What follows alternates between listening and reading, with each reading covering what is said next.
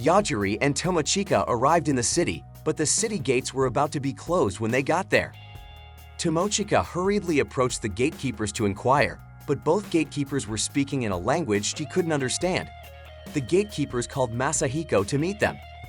Tomochika was grateful that she could comprehend the language. Yojiri explained that he and Tomochika were part of a separate group of sage candidates and wanted to catch up with Masahiko. He also inquired about the capital. Masahiko explained that he wasn't allowed to obstruct sage candidates, but he couldn't assist them either. Yajiri and Tomochika proceeded, but Masahiko teased Tomochika, suggesting she stay overnight at his mansion.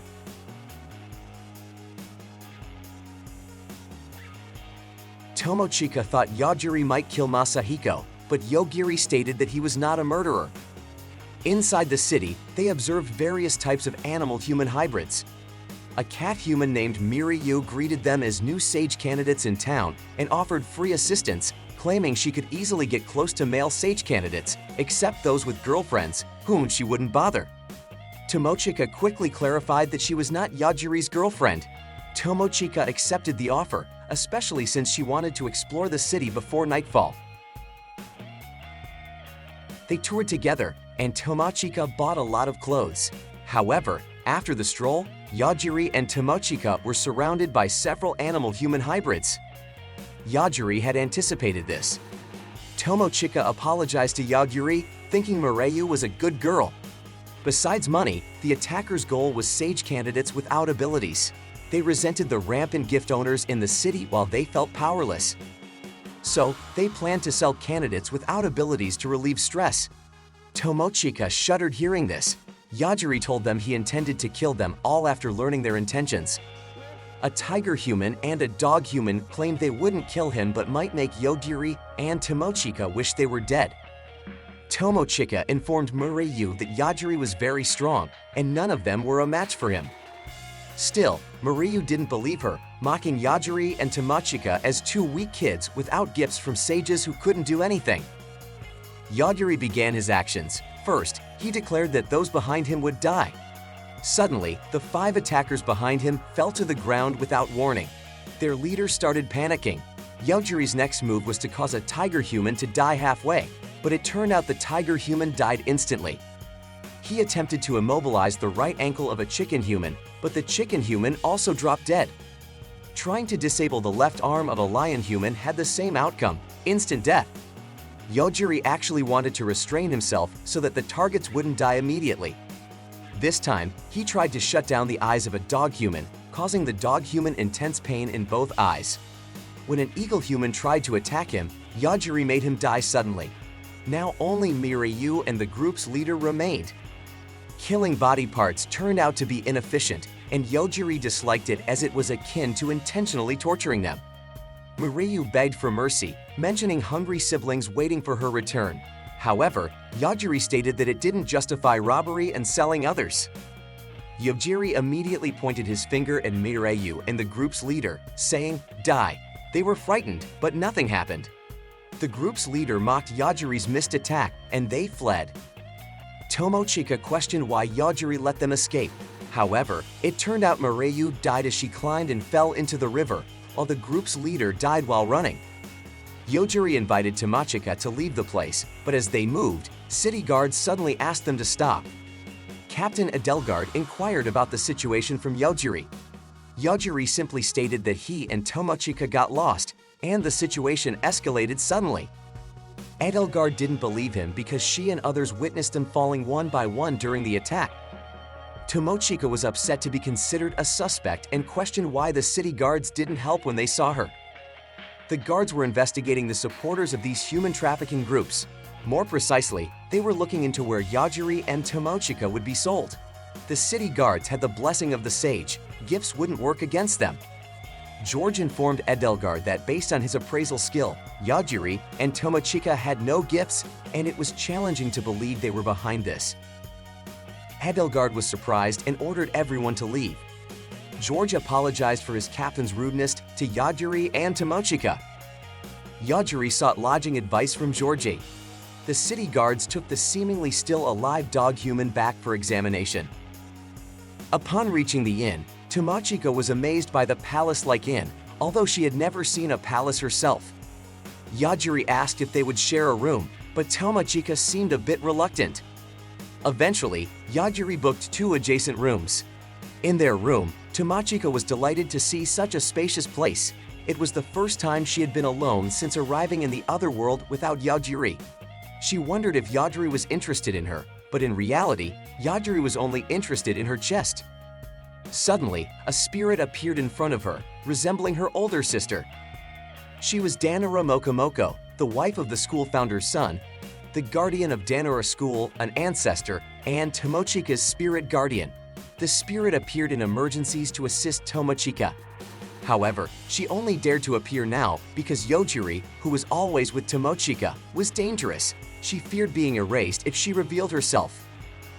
Yojiri's power turned out to affect Mokomoko's spirit, who instructed Tomochika to tell Yojiri about her tomorrow.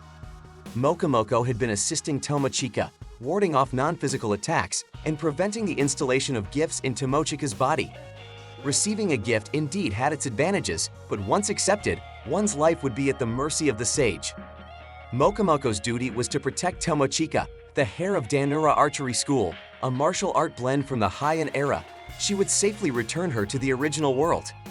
Especially since Tomochika had been relying solely on Yajiri, Mokomoko wanted to teach Danura techniques.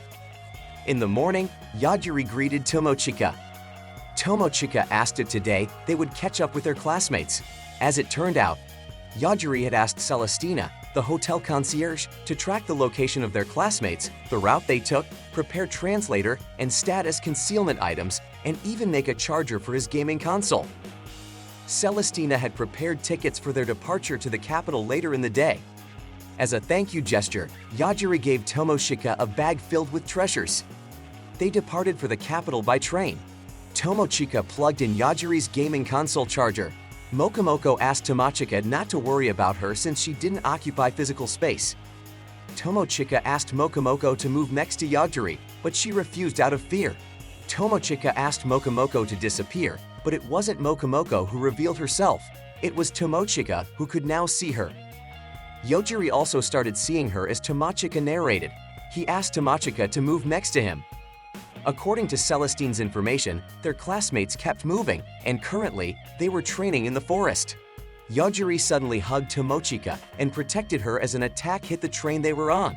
The dog human brought by the city guards woke up, continuously calling Mayuriyu's name for help. They had provided healing magic, and there was no injury on the dog human's body. Sage Lane took the dog human's eyeball and replaced it with a new one, but still, the dog human couldn't see. Lane was a sage, a vampire with the origin blood class, with the highest undead rank. Those she turned into her family would experience rapid physical enhancement. However, turning the dog human into her family failed. Suddenly, someone arrived, knocking down the wall, and his class was a hero. The train accident Yojiri and Tomochika experienced was caused by a battle between a sage and an aggressor. The aggressor, in the form of a robot, fought fiercely with its shooting attacks, while the sage wielded a sword. The battle even led to the collapse of everything. Tomochika suggested to Yojiri to finish them off, but Yojiri questioned her reasoning. Tomochika gave the reason that they had obstructed their journey. Yajiri provided another analogy, suggesting he could also kill everyone walking in front of him. This battle did not incarnate him. Yajiri had to establish standards for those allowed to be killed to avoid indiscriminate killing. Suddenly, an attack came towards them, freezing people. The sage battling the aggressor was named Santaru. Meanwhile, the sage attacking Lane unleashed her attack, damaging her dress, but Lane was unharmed. Lane did get hit by the attack, but any injuries would instantly heal. The sage threw her sword, embedding it in the floor. Lane asked why one sage would attack another, especially since a hero-class sage should defeat the Demon King. The sage, Anin, held a grudge against the tyrant sage and vowed to annihilate all sages.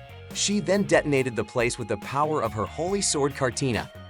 The building crumbled without a trace, and Ain uttered Ariel's name because she had successfully killed one sage. Yojiri asked Santaru why he attacked all the train passengers when he was not involved in the fight. Santoru arrogantly stated that everyone should kneel and be grateful when they see a sage, and all the train passengers ruined his view. Yajiri suddenly made him drop dead, deeming Santoru worthy of being killed. Approached Yajiri, claiming he had no intention of fighting him. Meanwhile, Sage Lane approached Ain and asked if Ariel was her lover. Ain, frightened and amazed at how Lane avoided the explosion of her sword, still couldn't believe Lane should vanish without a trace. Ain begged Lane to kill her, but Lane was reluctant to do so, merely tossing Ain's body down. Lane asked Edelgard and George to track Yajiri. The aggressor offered a negotiation to Yojiri, giving whatever Yajiri desired. It seemed the aggressor was wary of Yajiri's abilities. Yajiri inquired about the way to return to his original world, but the aggressor only knew how to return to his own world. Yajiri asked the aggressor to take him to the aggressor's original world, but it was impossible because not all of Yajiri's existence resided here, and dangerous individuals like Yajiri couldn't be brought into the aggressor's original world. This world was at the lowest level, requiring coordinates from the human world and immense energy to ascend. Yajiri would ask later after obtaining both, concluding the negotiation. Yojiri offered Tomochika to ask questions, but she refused, and it was Mokomoko who wanted to propose an idea. Edelgard and George were surprised to see the dead Sage Santoru. Sage Lane reported the incident to Sage Shin. It was hard to believe that Yajiri and Tomochika could kill Sage Santoru. According to Lane, they used a strange technique, like instant death magic. However, Santoru had resistance to instant death. Shan thought Lane came to discuss darkness, believing that driving out the aggressor was essential, but the killers of sages couldn't be ignored. Shan advised Lane not to disturb the candidate sages. She could only handle the darkness. After that, Shan disappeared. Lane asked Masayuki to lead the immortal troops to Hanabusa. Yajiri and Tomochika reached the forest, and Mokomoko appeared, providing a sci-fi weapon made from aggressor parts that could transform at will. Previously, Mokomoko had disguised it as Tomochika's underwear,